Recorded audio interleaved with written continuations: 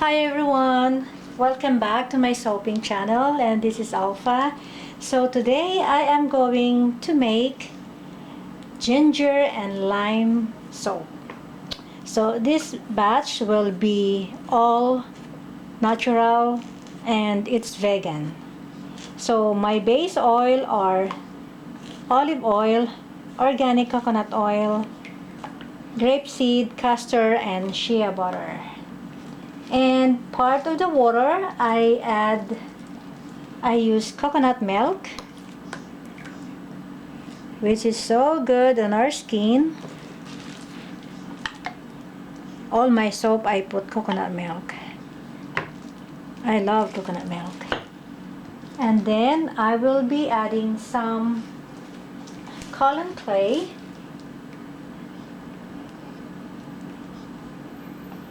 Okay, and that's it. We're gonna blend this. Stick blend.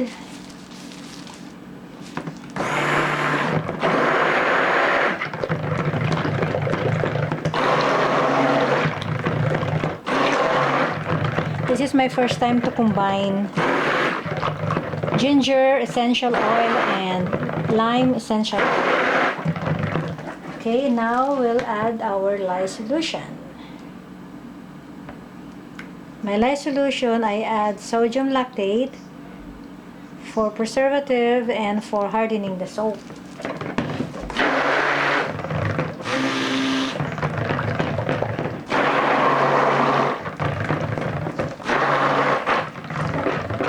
So I'm gonna blend well until all the lye solution and the oils are well blended.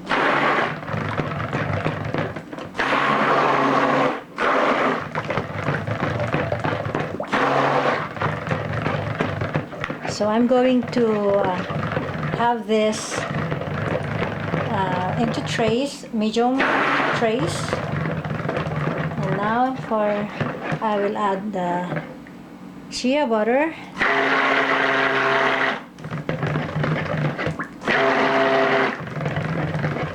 Shea butter is known for its super high moisturizing oil.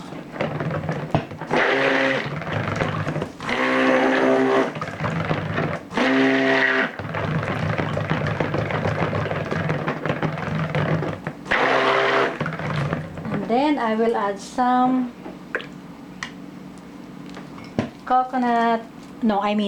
oatmeal. Some oatmeal.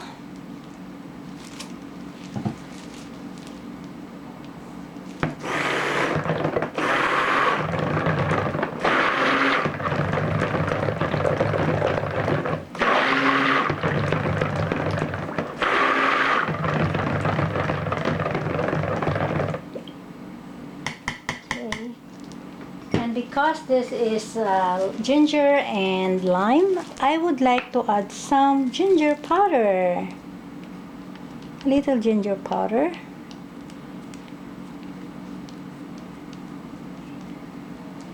Ginger is known for its highly effective antiseptic properties that work well to banish bacteria that cause pimples. So this is so good. If your back some people have pimples at their back, so this is good for people who have pimples.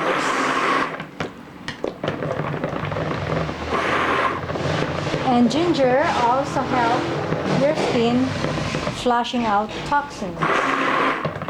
It also encourages blood circulation.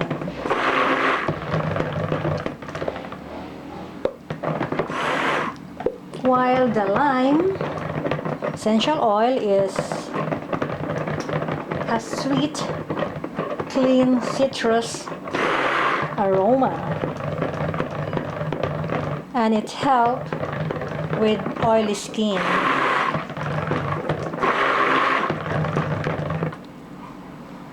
So now I will be adding the ginger essential oil and mix with lime essential oil.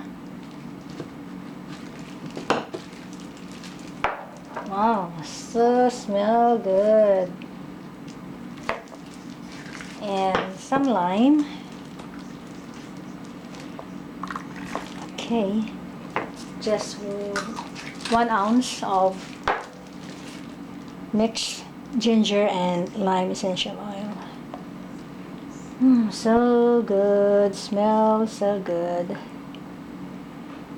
I want this to be well blended, well incorporated, well mixed. So this is vegan. And it's all natural. Good. So smell good. Smell sweet. Smell clean.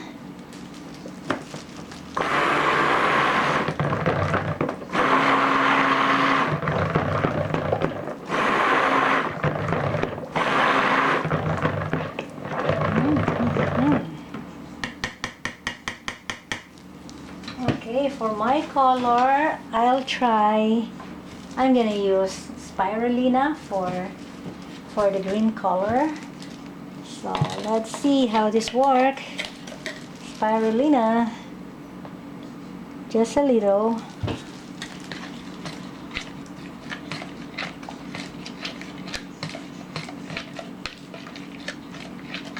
Wow.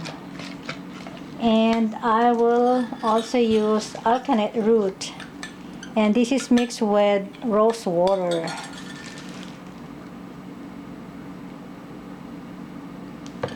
Okay.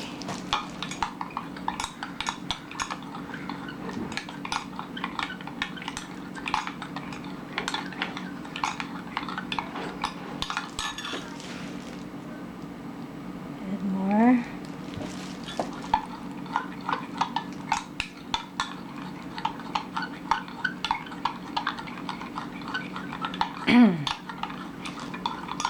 Wow, nice color. This will turn like lavender, red lavender.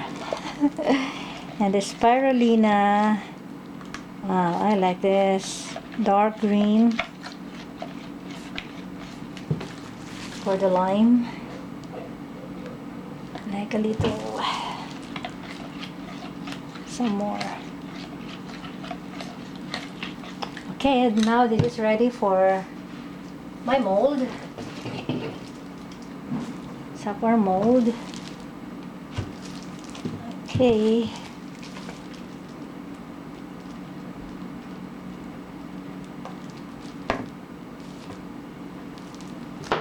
Okay, let's pour this in.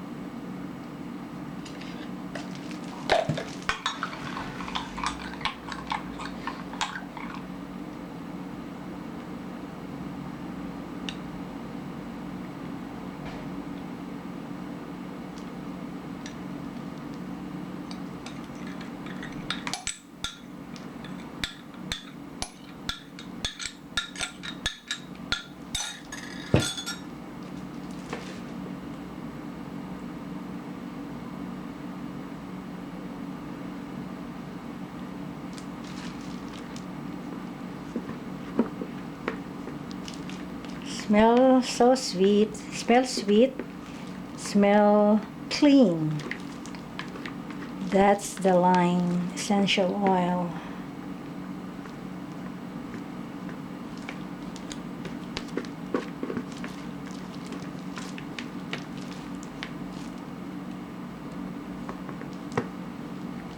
Okay, now for the last part, more of this green.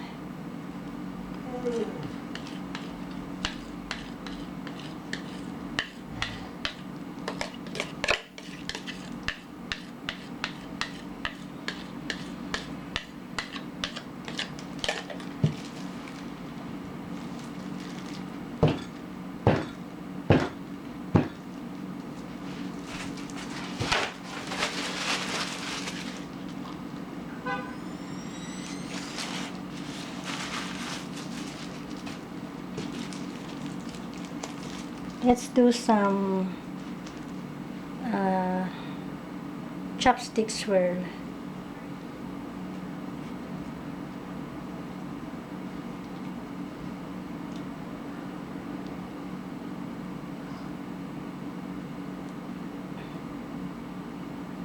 Okay, so I'm gonna let this sit for a while, and I'm gonna do some more texturing on top.